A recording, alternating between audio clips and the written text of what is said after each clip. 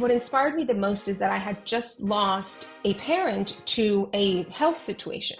And the vision that we have at 8 Sleep has always been not just to improve your sleep, but also to turn your bed into a preventative health platform. And so that seemed to just make so much sense, as if I wanted to devote the next at least 10 years of my life to something, I might as well do it for a product that could be a solution and that could save the lives of other family members, just like it could have saved the life of my dad. Hi everyone, I'm your host Rohit Bhargava, and you are listening to episode 174 of the Startup Playbook podcast, a weekly series where I sit down with successful tech founders, investors, and operators to unpack their journey, lessons, and insights to help current and future entrepreneurs. The voice that you heard a little bit earlier was that of Alex Zatarain, the co-founder and VP of brand and marketing of 8 Sleep, the world's first sleep fitness company. In 2015, 8 Sleep launched with an Indigogo crowdfunding campaign that garnered over $1 million in pre-sales. Fast forward to today, and they've raised over $150 million in funding, operate in 13 countries, and are the world's leader in helping people improve their sleep fitness, including the likes of over 200 elite athletes covering sports from the Formula One to Tour de France to the NBA and the NFL. In this interview, we covered a range of topics, including the evolution of 8 Sleep's brand and messaging over the last 10 years, how to create your own category using your company DNA, how to effectively leverage and use athletes and content creators, 8 Sleep's approach to building hardware products, and much more. Before we get into this interview, a few quick notes from me. So for those of you that have followed this podcast for a while would know that many years ago, I was involved with bringing a B2B SaaS accelerator program from the US to Australia. One of the big challenges that I saw for startups back then, as well as in companies that I'm investing in now through Playbook Ventures, especially if they're selling to large enterprise customers, is how difficult, time-consuming, and expensive it is to get ISO 27001 and SOC 2 compliance. These certifications are so important for building credibility and trust with large enterprise customers, but can be such a big distraction and an operational drain for early stage startups. Thankfully, there's a tool to help with this. Vanta helps companies to get and stay compliant by automating up to 90% of the workflow for the most in-demand compliance frameworks. And with over 300 integrations, you can easily monitor and secure the tools that your business relies on. There are over 6,000 fast growth companies that use Vanta to manage their risk and prove their security in real time. To watch Vanta's 3-minute demo video or to speak to a local team member, head over to vanta.com/playbook.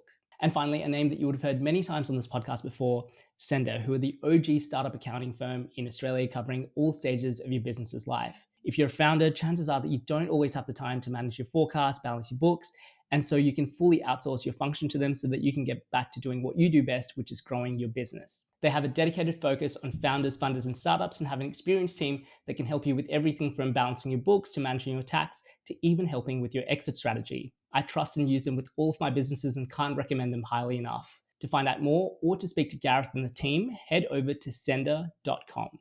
With that out of the way, and without further ado, here's my interview with Alex Zatarain.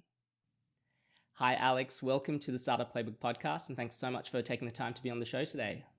Of course. Thank you for inviting me. Of course, looking forward to it. I have a ton of detail to get into in this interview. I really love what you're doing at 8 Sleep. But for those people that are listening that may not be as familiar with you or your background, do you want to share a little bit about your story and what got you here today? What got me here on this interview? Well, I'm one of the co-founders of 8 Sleep, where I oversee also our brand and marketing teams. My background, I became an entrepreneur 10 years ago when we started 8 Sleep. I'm originally from Tijuana, Mexico. That's where I grew up. I never thought I would become an entrepreneur, even though I saw that within my family, but circumstances and a bit of my background as a marketer got me into this opportunity to join my co-founders and get on board this mission of reinventing sleep and helping people sleep better through technology. And that's what I do day in, day out. I'm obviously being in the tech space. I love building things. I love solving problems and challenges from a business perspective, but also particularly passionate about everything in health and what technology can do when it's applied properly for better living. Yeah, and as I mentioned, so many kind of areas to cover, especially over the last 10 years of your journey with 8 Sleep as well. Maybe as a starting point, you mentioned that you grew up in Tijuana. I know that you and the rest of the co-founders were real sort of outsiders into the space as well. So 3 Italians and a Mexican, as I think you've put it before. I guess what were some of those early experiences in your childhood? I think you've mentioned some of your family experience as well in the space. How do you think that shaped your own perspective on wanting to start 8 Sleep, and I guess how you think about building businesses? Yeah, I think when you grow up in places that I would describe as a little bit maybe more challenging, there's definitely skill sets that you develop from an earlier age, being very resilient and solving problems of all kinds and figuring things out. You just don't realize how much of that you see around you and your parents and your family members since when you're young. And then you also just, you have to develop it in order to survive and thrive in these environments. And by all means, I had a great life in Tijuana, right? I was very privileged. I lived an amazing middle class life thanks to my parents who came from nothing. My dad didn't graduate from sixth grade and he built his own business. So it's not like I was in a difficult circumstance as an individual, but definitely an entire society, communities is definitely a place that doesn't compare to where I live now in the United States. And so I think those skills are very transferable. And I didn't realize I had developed them at that age. And because of those experiences until much later on in life, I was looking back at it and realized how much of it came from those 18 years that I spent in Tijuana. But then on the other hand as well, I grew up in a home where my parents were in a way entrepreneurs, my dad, and then my mom was a doctor with her own medical practice. So she was an entrepreneur as well, right? And so seeing them build their own businesses in different areas and the struggles that come with it, and also losing businesses and how that affects families and how you have to come together and figure things out and just all of that, I think for me, it was nothing that I ever shied away, sort of the risk and the possibility of failure, because I saw that even when you do fail as an entrepreneur, you fail in life, family and the people that care for you and your own skills and your own resilience and willingness to put yourself out there and continue to work hard can get you out of those circumstances. And so I do think that when the opportunity came about for me to join my co-founders and they asked me if I wanted to do this, I was like very scared, but I also never thought about how failure could affect me. I thought if we fail, we'll figure it out because I had seen that happen before when I was younger. Yeah, it's interesting you mentioned that. I think so much of our kind of like worldview is shaped by a lot of our early experiences as well. Like I think I've mentioned on the podcast, my mum was very creative. She used to make flowers out of wax and kind of handmade jewelry, and we used to go to weekend stalls with her. And I remember one day in particular, she had worked so hard to kind of build these products and sold absolutely nothing that day. And I imagine that's so soul crushing to especially have that happen in front of your kids. But instead of being really dejected by it, she was like, it's fine, I'll learn from this and I'll come back and do this better. And she did that. And I think lessons like that really stuck with me personally and kind of really shaped a lot of how I've thought about my businesses as well. But are there any particular stories? I've mentioned a few things in terms of like resilience, learning from failure. Was there particular stories that stuck out to you from your early ages? I think it's more than anything the fact that my parents always pushed me and my siblings to earn our own opportunities. And when we wanted things, we had to work for them. So even though when we were growing up in a bit of that like, cuddled environment where they were able to send us to great schools and all of that, when the moment came about for us to go to college and things were not as well at home, they were like, well, if you want to do it and you want to go to these schools, go figure out, get a scholarship and do this and do that. And they always supported us and enabled us in those dreams, but they also pushed us to work for it and fight for what we wanted. And we would take jobs on the weekends and we would just do whatever we had to do to get it done, both because they wanted us to earn things in our own right. But I think on the other hand as well, there was, I think, a lot of this mindset of we had to work together as a family to figure things out. Like we were already grown-ups, we were teenagers and 18, 19, 20 years old as siblings. And so we were now this family unit that had to figure things out as a team. And I remember those last years of high school, the last years I lived at home with my entire family, very, very vividly of how we would like cook because my mom would have 3 jobs and she couldn't cook for us anymore. And my dad was still trying to figure out things with his business that had wind down and like how else he could make money. Like all of those circumstances, we're like, well, we're a team. We can do this and we'll take care of each other and we'll figure it out. And everyone's going to contribute in their own way. And I think that sort of energy is something that I see today where when you're building a company, you want that energy. You want people who are in it for the same mission because they all want to achieve the same goal together and everyone's putting in their weight and fighting to improve the circumstances. That's essentially what you're doing with a business every single day. Yeah, absolutely. And I think those values really come out in those kind of sliding door moments as well, at particular points in life when you've got important decisions to make.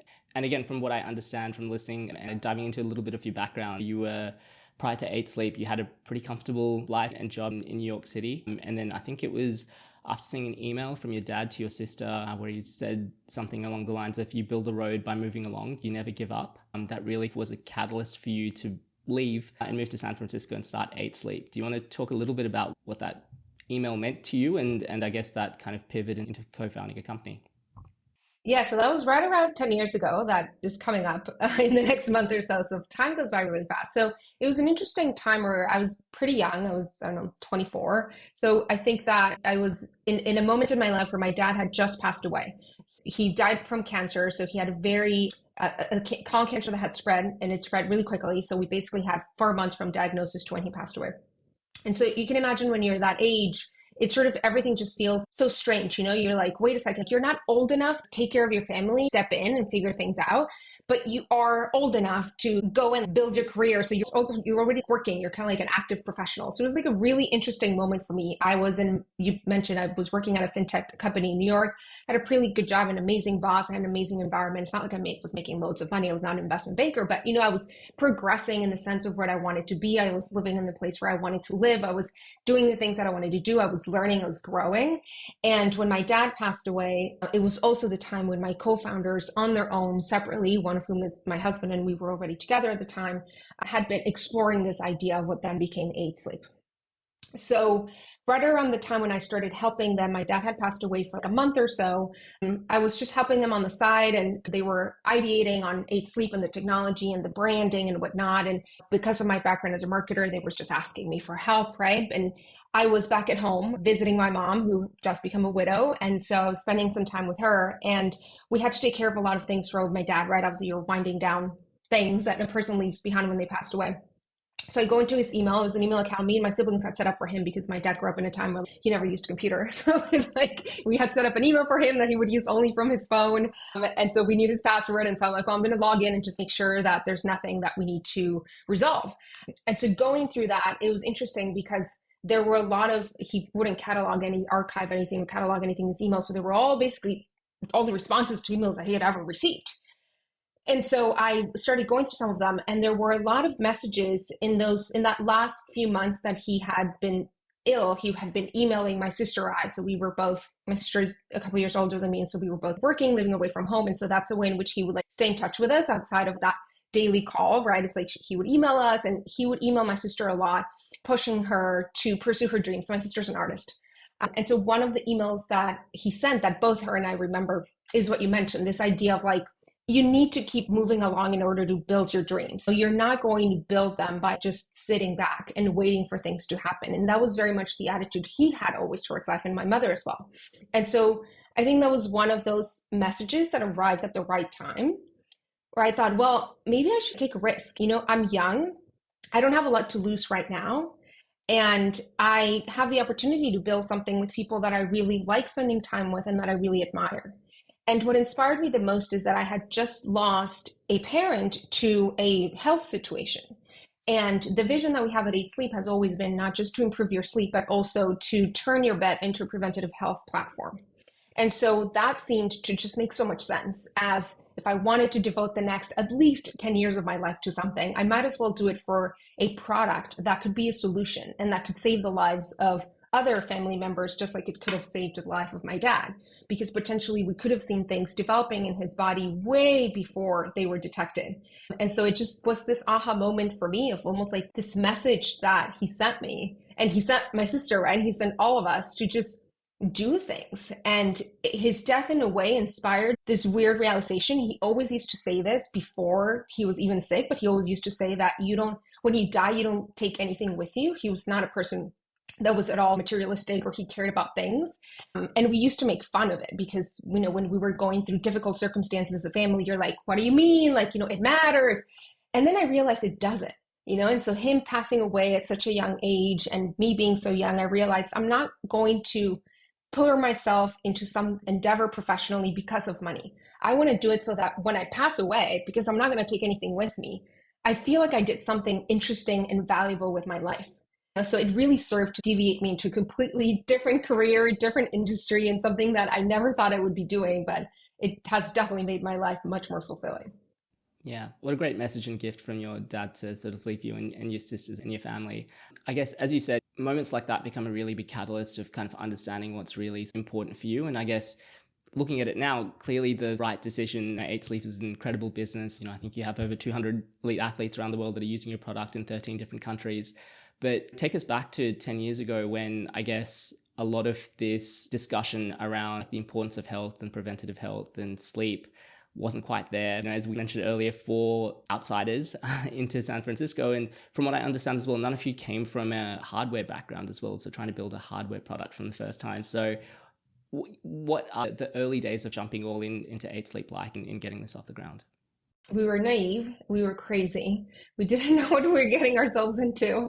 Building hardware is really difficult, but I also find it to be much more rewarding. And I know I speak probably being very biased because that's what we do, but none of us had ever built a hardware product. One of our co-founders, Max, does come from a background in software and big data. So there was a big portion of even the architecture that we have in our product today that he defined since 10 years ago. It's always stayed the same. He's our tech genius behind all of this. And we were really just trying to solve Mateo's problem, who's my co-founder, my husband, and our CEO. He had a problem with sleep, but he also had a specific perspective on what he was looking for. He was an athlete growing up. He was a person very much focused on his performance and optimizing his performance, because from an athlete, he became a lawyer, he became an entrepreneur. So it's like a person who's pushing himself and who's trying to be better. And so what he wanted out of sleep improvement was optimization. He wanted to make sure he was getting the best kind of sleep every night so that he could be his best and be healthy. And he realized 10 years ago, and it's still very much true for the most part today, that there was no company really with the mission of improving sleep. There were the companies that were making sort of the bedding products, giving you comfort, so mattresses, pillows, and they do that really well, but that doesn't actually give you better sleep. It's not enough. It's not close to being enough. People don't realize that. Buying a good mattress is not going to be enough at all. Maybe it counts for 20% of your good night's sleep. And then there were the companies, back then there were very few wearables that were starting to do sleep tracking. There was companies like Fitbit and Jawbone, and Jawbone doesn't exist anymore, right? But there were these companies that were fitness trackers and they were starting to get into sleep. And then there were the companies that still exist doing all the pharmaceuticals, right? So they're not good for you. They don't give you actual sleep. It's fake sleep. So we all know that. And they have a lot of bad side effects. So when you look at that landscape, you were like, whoa, like it's pretty crazy. And Mateo always says that he realized, how is Elon Musk taking me to Mars, but we still sleep in dumb pieces of foam? It's really dumb because we spend a third of our life sleeping. And that is what still energizes us today, to think that there is an opportunity to make this big part of humans' lives much better.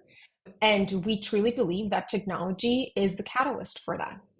And so that is how we started 10 years ago. And obviously, as you mentioned, the landscape has changed tremendously. At the time, no one cared about sleep. And proof is that all of these wearable companies were just starting to get into it. And so there was not this big conversation around sleep. Books like Why We Sleep hadn't been published. And so there's just the conversation was entirely different in general around health, but I think particularly for sleep. So we've been very benefited by all of these tailwinds of sleep becoming a thing in the last 3 to 5 years.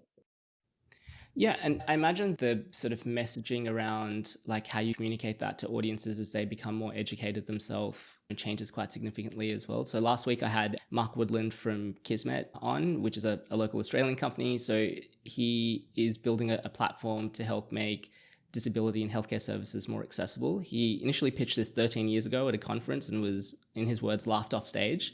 So ended up building another company in childcare that did extremely well and went through an acquisition and is now back kind of building his original idea. But he just kind of realized the timing wasn't quite right in terms of what he wanted to build, but that was always his kind of like longer term ambition. I was having a look at your Indiegogo campaign, and I think a lot of the messaging is very product focused in terms of like building a smart mattress. And obviously that's evolved into being front and centered on like the sleep fitness kind of movement. I guess from a brand messaging, positioning, like educating and making sure that you're cutting through to your audience, how do you understand what the right messaging is at the right point? Ultimately, it comes down to your DNA as a company, which most of it then comes from you as founders. In the first maybe 5 years of the company, we were not approaching it that way. We were very much inspired by what others were doing in the industry and just generally in technology. So if we were, I think a lot of entrepreneurs make this mistake. That's why I always like to talk about it and invite people not to do it, because I think you end up trying to replicate what from the outside you think is what's making a company successful, from how their branding looks to how they speak to where they spend their money and how their ads look and sound and what they say. The reality is that what's going to make a brand, particularly a consumer brand, successful is what makes you stand out, what makes you different. So you need to look inwards and you need to look at your DNA. And it starts from, what's your reason for existing? Why do you exist as a business? Why did you start this company? And I think for the most part, if you started a business for the right reasons and you're not just pursuing money and selling crap, there's a very strong reason there.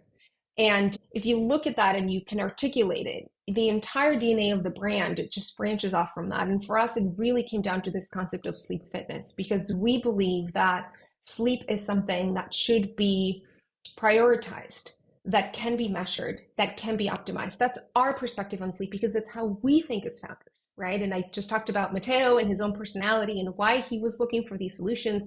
So sleep fitness is how he thinks of sleep. And we also believe that technology can help you achieve sleep fitness. And so that's our DNA, and that's how we evolved talking about our brand. We decided after 5 years of trying to be someone we were not and trying to fit in into what we were seeing that was successful, to instead look inwards and say, this is who we are. Let's just embrace that. And sometimes embracing that is scary, because there's the fear that you're so different and no one is talking about things that way, that you're going to be rejected, and that nothing ever is going to make sense for people. Like, oh, why are you talking about sleep like that? What do you mean sleep fitness, right? So there's the fear, and that's a resistance. Instead, if you just focus on finding that small community of people for whom sleep fitness makes sense and gets them excited, the rest can grow from there. Yeah. And again, I guess it can be really easy to gloss over that, especially when it has worked in hindsight, and go, yeah, it makes total sense for us to change after, using messaging for 5 years. And clearly, even as a starting point, I think you raised over $1 million on Indiegogo as well. So clearly people were resonating with the message at a particular point. What, I guess, is for founders that are listening, what is the right time? What's the right kind of catalyst, as you said, for that sort of evolution or shift?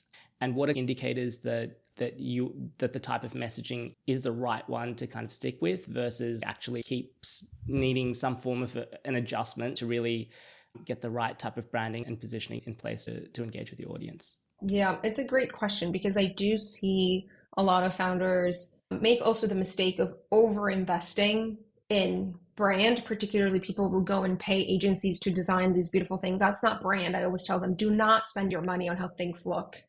It is about understanding who you are, why do you exist, what's your point of view.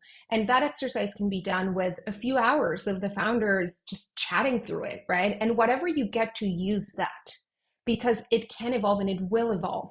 The fundamentals of the DNA probably should not, but how you speak about it can change. It can grow. It's fine.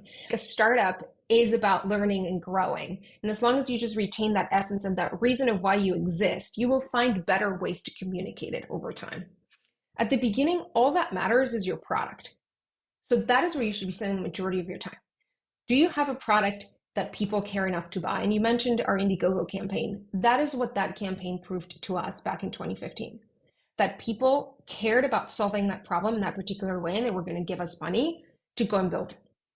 Our positioning in terms of how we were speaking about the brand and the company was very different. But if you see how we were talking about the problems we were solving and the ways in which we were solving them are very similar to what later generations of our products did.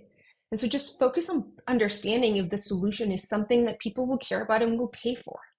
And then the rest, the marketing, the brand, it can come after. You want to see if there's a little bit of that spark of that product market fit first. Otherwise, you're going to just build all this amazing brand and positioning, but if you don't have anything to sell or no one's going to buy it, then why did you even spend your time on the brand? Definitely. Yeah. I mean, it's that whole leaky bucket issue, right? You can spend a ton of money on marketing, but if that bucket has a bunch of holes in it, you're just throwing money out the door. I know you've mentioned this several times in other interviews, but you're not really a fan of A/B testing, especially when it comes to brand and messaging. Do you want to share a little bit about your kind of philosophy and how you think about that? Well, I think it goes back to the fact that brand comes from your DNA. You can't A/B test who you are. That's who you are. It just, if you think about it that way, that's who you are as a business. Now, you can find different ways in which the message may resonate. I still don't believe that's necessarily an A/B test. I think that comes from, for example, talking about it, right? Talk to people, tell them what you do, see how they respond, see if it's clear, see if they understand your message. You can tweak your words. But your essence is your essence, and your reason for existing as a company, and your point of view of what the world should look like, and point of view of what the world will look like if you are successful, that should be really strong. You should not change that because you believe that some other positioning is going to make you more money. Your differences are what's actually going to make you stronger in the market. So you should lean into that. And for any founders that are listening, again, I think conceptually they can sort of understand the importance of this and understand the process a little bit. But I guess, do you have any advice for founders that are consciously thinking about this at the moment? What are specific actions or a process that they can follow or a framework to help them really identify what their DNA is, and then how to communicate that out? Yes. And the simplest way to start is ask yourself the questions, like think about it as therapy. Sit down with your co-founders. If you have a team already, you can involve some of your key team members. But I usually recommend founders to run it first as founders. And if you're a solo founder, you can do it by yourself, or you can work maybe with an advisor or someone just to ping pong ideas. And you want to think as therapy and just like run through questions. Why did I start this business? What do you want out of it? What do you want the world to look like if you're successful? What inspires you? Just try to define your business as if it was a persona, right? And get all those ideas out there. How would you sound like? How would you want people to talk about you and think about you? But then you can do the same exercise. If you already have customers, you can do some questions to customers, like interviews. What do you think of us? What adjectives come to mind? Why did you buy our product? What problems is it solving for you? Again, like therapy, you're just like trying to find emotionally what's the reaction of these customers to your business and your current brand, to your product. What would they like to see from you? What do they think of you? What brands do they associate you with? And then you can do the same with board members or investors. So you're basically trying to get these sort of view of these stakeholders. Then you put all that together and then you run an exercise. And that ideally you want to do with a few people. So if you're a handful of founders, you get the founders together, or you can bring also a few key people of your team and you sort of do a brainstorm and you start to put together this profile of who we are. And you want to be able to answer the questions. What do we do? Who do we do it for? Why do you do it? And then ideally you come up with some concept that really defines this idea of a business, which is what you hear a lot of people in Silicon Valley talk about, this idea of like category creation, right? Can you ultimately define your business in a way that's so unique that it's really going to become its own category? And that may take some time. So I think most people are able to answer all of those very pragmatic questions, and it's just a matter of spending time and going to the exercise very openly and accepting of ideas. But then finding the uniqueness of a concept like sleep fitness may take time, and that's okay. You may find it now, you may find it later, no rush. But building a category or positioning yourself and your company as a category has its advantages. And especially if you are a company that's offering something that's quite unique to the market, you probably want to invest in that message. I always recommend a book by Andy Cunningham called Get to Aha that basically drives you through this process. So you can buy the book, follow the process. Andy's great. So I'm sure if you go through that, you can at least use it as a playbook for running those exercises. But there's also a lot of other books out there in the market that talk about positioning and brand, but you want to focus on positioning. That's the exercise you're looking to do. And then so once you have that, then you can think about the marketing and the aesthetics of a brand. That comes later.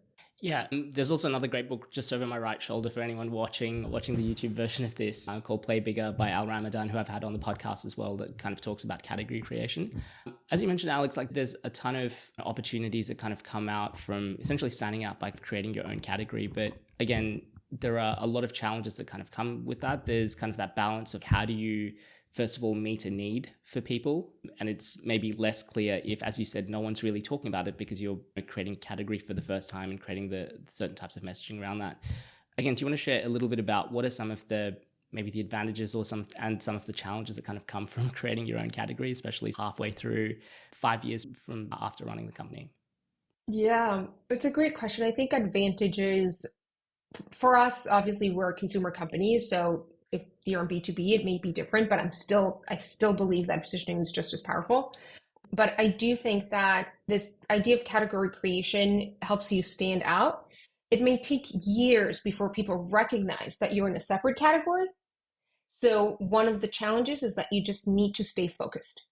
You need to stay on message. You need to stay consistent. You need to keep saying, no, we're different. This is how we're different. This is our category.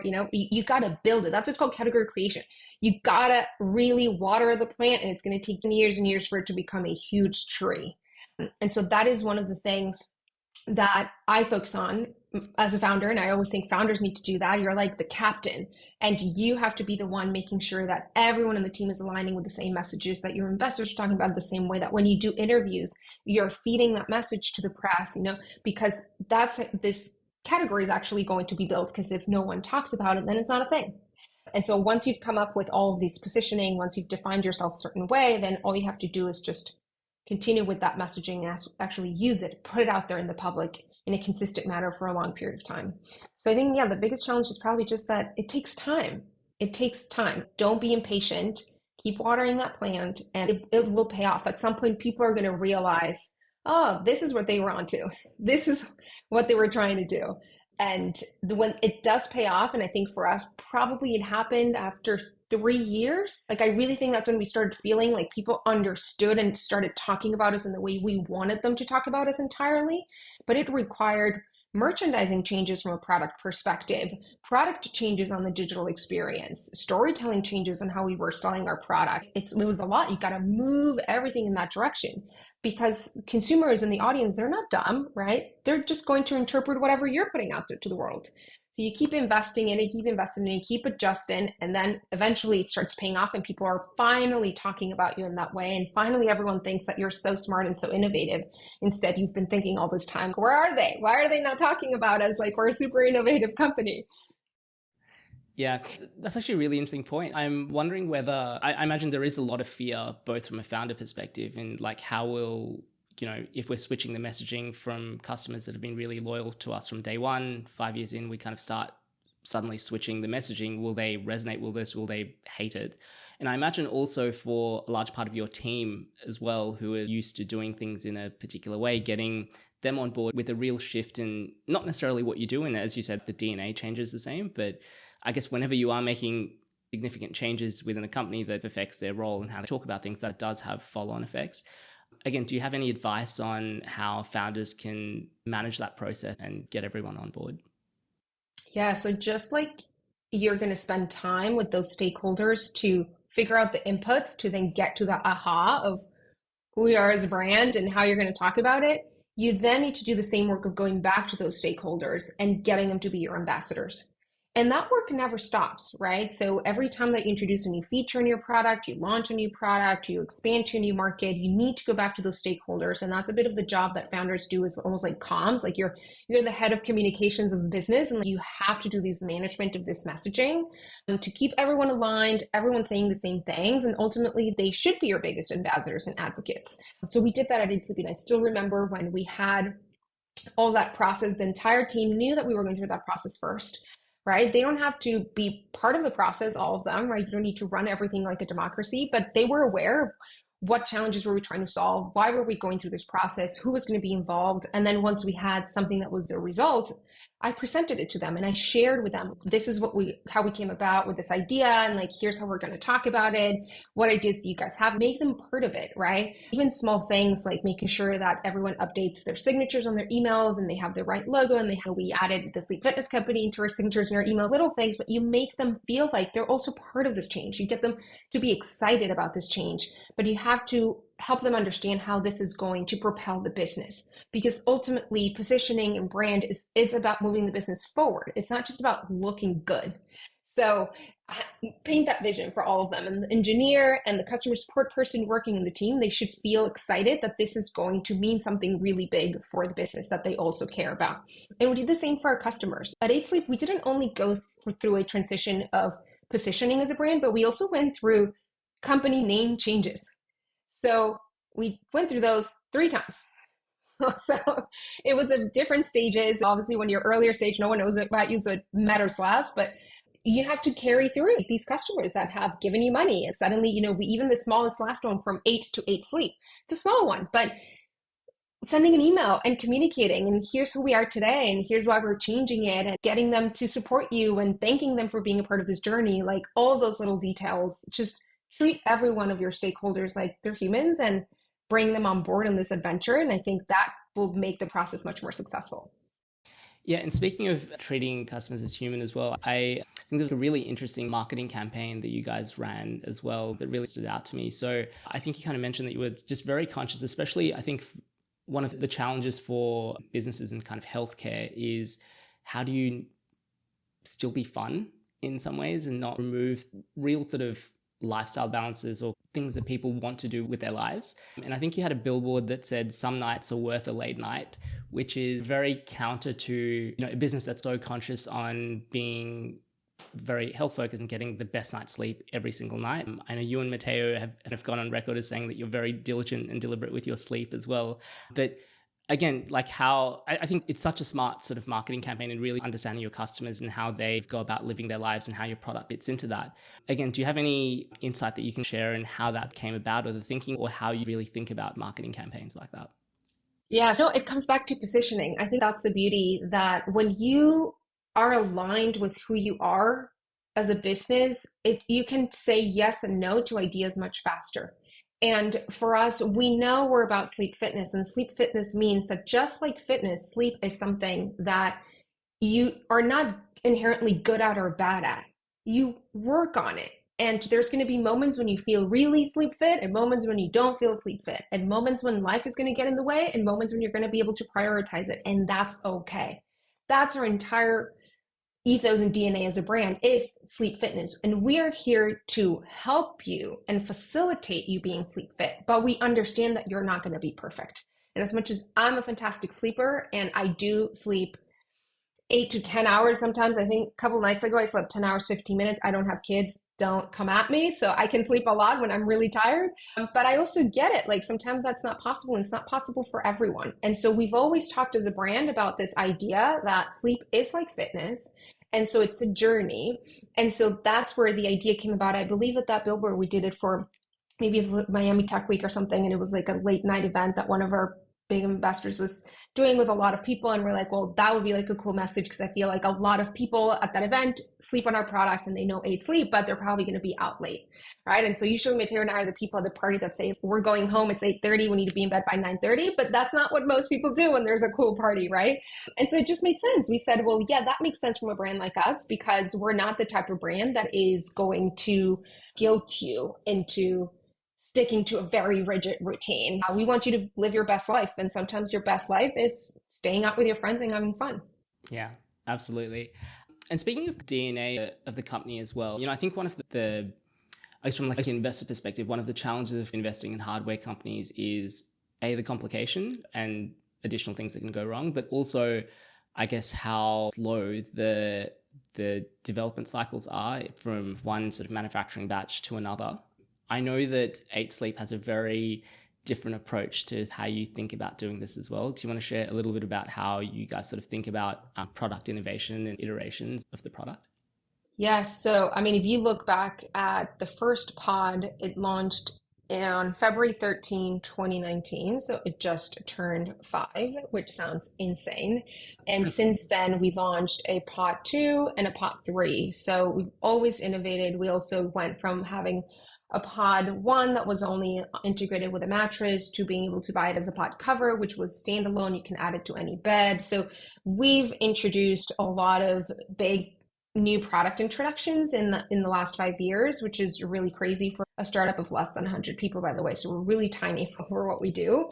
But also we introduce a lot of improvements behind the scenes. So we don't just launch a product and say, okay, that's it. But rather we're always just tweaking and making sure that we can make any improvement possible. And I think that's just part of being a startup and acting like one, right? It comes from also the fact that you're not going to buy all of your inventory for a year up front. And so almost by nature, we have the opportunity to also keep tweaking and keep releasing better and better batches throughout the time. We have some people, which is really crazy to think of, that still use our very first product that we launched in crowdfunding in 2015. So, that's just to tell you hardware can be so amazing where we have people who got this product in 2016 when we finally shipped it and they put it in their beds and they're still using it today.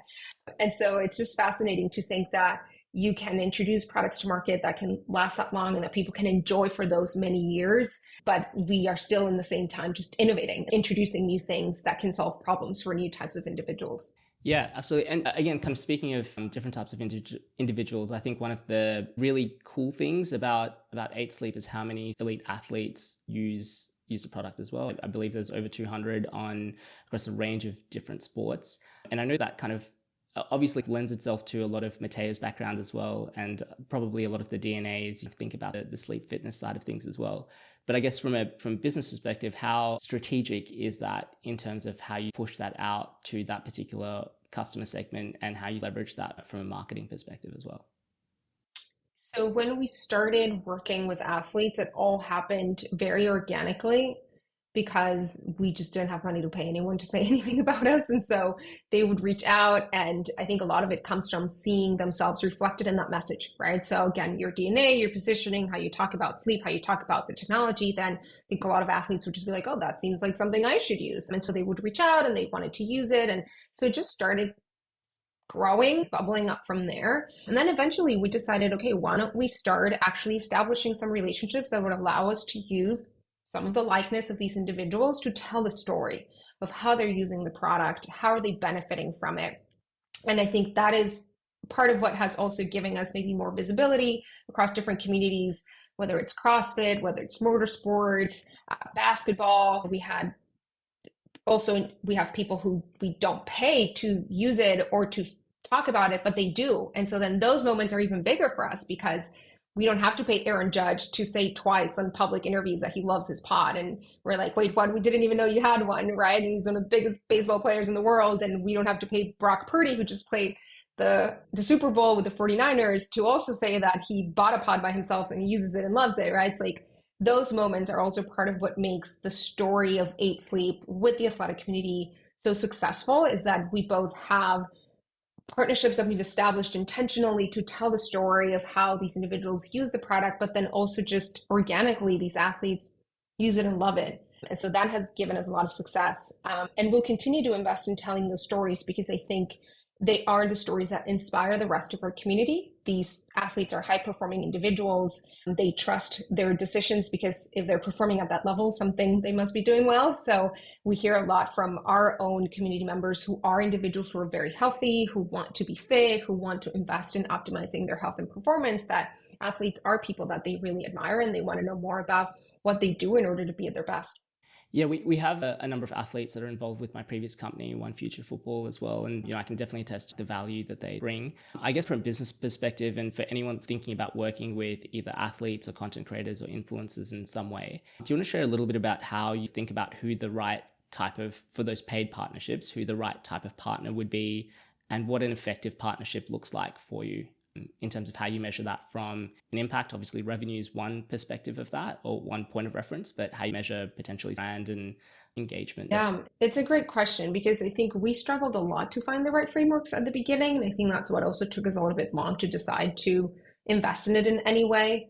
And I think in part it's because not a lot of people share about how they think about these things. So there's not a lot of public information about it. So your first question of how do you pick who to work with, go for authenticity. So just as much as you want to be authentic with the creation of your brand and how you talk about it, you also want to establish very authentic partnerships. And this is true for anything, right? Also, if you're going to take investor dollars, you want to work with investors who are aligned with your mission, that they want to build the business in the same way you want to build it. Alignment, authenticity in every single relationship that you build around your business is key. It's going to save you a lot of headaches. And so certainly in the world of athletes or celebrity partnerships, a lot of those relationships can be very transactional. And so the first thing that we look for are people who are actually using our product. If you don't use it, we do not want to have a conversation with you. Because it just doesn't make sense. Like everyone can use our product, everyone sleeps. We're not asking you to get on the Peloton bike and use it every day. Like if you don't do that type of workout, like you don't need to do that for it. You just sleep. Everyone sleeps. So if you don't even go through the trouble of using our product and telling us what you think about it, giving us feedback, if you don't like it, tell us, right? But we want to know you use it, then we don't want to talk to you. It just doesn't make any sense. So that's number one. And I think every single founder should think about it that way. If they use it and they love it, right? And love it meaning like they may find things that they don't love about the product yet, but like this product is really solving a problem for them. Like it's not a vitamin for them because there could be some individuals for whom today the pot is a vitamin, but we want people for whom the pot is a painkiller and they can't live without it. And we have the story of athlete we cannot disclose, but it's an F1 driver who started using the pod a bit more recently, loves it so much he convinced his team to put it in his air freight and take it all around the world. So before we had individual F1 drivers who would do it, them and their coach. This is an individual saying, I'm talking to my team and I want my team to move this thing for me in every single race. These are the people we'd want to work with because he went through the trouble of doing it without even bothering us, right? And so I think that is the first click. The next one is you want to work with people who understand the stage of the business you're in. Sometimes there are celebrities or athletes that are really big and they may check all the boxes on that first category we're just talking about. However, they may want too much money or too much equity. Don't get too ahead of your skis. Be patient. If it's not the right time, it'll come, right? But you can't sometimes afford to work with people where you have to give them 5% of the business and you have to pay them millions of dollars and it's just not the right time. Because then it goes to your second question, which is how you're going to measure the return. And it is hard to measure the return on these things directly. That's why you need to be cautious with how much money you're willing to invest when you're in earlier stages of the company. First of all, you should not be making these investments unless you really have product market fit. So get through that first. But then once you feel like you're ready for it, it needs to be a smaller percentage of your overall marketing budget. And then how you measure it, it's generally first, you want to make sure that you're measuring how the awareness of your brand grows. Because in theory, these people should have hopefully more awareness than you have. So you're almost clinging on to how many people know them, right? And it's going to lift you up to their level. So you should see a spike in your brand searches. If you run any sort of brand awareness surveys over time, you can see that grow. So you should see the traffic go to your site. You should see social media chatter. There's a lot of tools now that you can use to monitor, or you can build your own scripts to monitor how people are talking about your brand and the volume and the sentiment and all of that. So that is one. And then you should be measuring as well this idea that we have at Eat Sleep about like credibility. These types of partnerships can really give more credibility to your brand. So it's not just awareness, but then there's the part of credibility. And credibility generally tends to be built based on the stories that you're telling about that partnership. That's why the authenticity matters, right? And so for us, it's when we actually have these people talk about with the press or in their own socials, or maybe we do a video with them and they actually talk about how they use the product. That builds credibility then on the brand and the fact that the products can be trusted. And then the last piece is the revenue. But attributing a specific revenue number is much harder because for the most part, companies use these partnerships across multiple channels. And so unless you really do the math where you say, well, I've run this specific Facebook ad and when there's the face of this person, it performs this much better, right? But it's really hard to really go in there and put every single dollar and compare it to every baseline. So that's why you want to start with smaller investments and then pay attention to how your awareness grows, how the credibility grows, and keep it to a certain percentage of your marketing spend so that it's still everything balances out. And you should be seeing an impact in your revenue in the long term for sure. Like within a 9 to 12 month timeline, you will see the lift. Is there a percentage that you recommend founders starting out with that? So if you think generally, you want to include these costs as part of your CAC. And so then you should have a target cost of acquisition for every customer that you're trying to acquire, right? So based on your unit economics, you should know what your cost of acquisition should be, what's that cap. And so you should be included in there. And so an exercise that you should do is you should say, well, if I'm including it in there, what does my other CAC need to be for, say, all my digital spend and all my media spend, right? And can I afford this? Because maybe it's going to take, if you have a $100 CAC and suddenly it's going to take $20 of those 100, but can I make it with just $80 on the other channels, right? And that's the exercise that you do.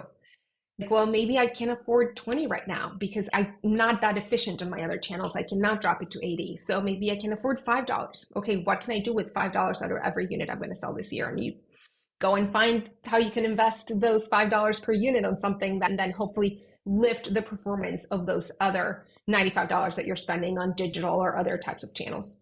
Yeah, love that. And I guess speaking of measurement, there must be so much kind of rich data and trends that you're able to capture off the back of usage of your customers in terms of kind of feeding information on really important and healthy sleep habits. So I just wanted to give a shout out to Matt DeBoer, who helped make the intro for this. So Matt was a former AFL player, also runs Athletic Ventures as well. And so he asked, what does elite athlete data look like? And I guess from my perspective, I'd love to understand how that sort of compares to the average person as well. So what are key differences or kind of things that elite athletes are doing, and how does that sort of compare to the average person? It's a great question because we don't dissect the data by profiles because that's too personal. So we look at aggregated. So if we wanted to look at elite athletes, we'd probably have to sign up a few of them for specific studies. So our clinical team does, but then we get people to opt in and make sure that they know that we're going to be looking at certain data for a period of time and whatnot. So I think that would be a great one to run. What we know from just anecdotally talking to a lot of these coaches, and a lot of our primary relationships over time with the athletes is also through their performance coaches, is that it's actually fascinating how there are some sports where they are very data driven. And there's athletes who are optimizing everything. And cycling is one of those. We have a team, the EF cycling team, that does the Tour de France every year.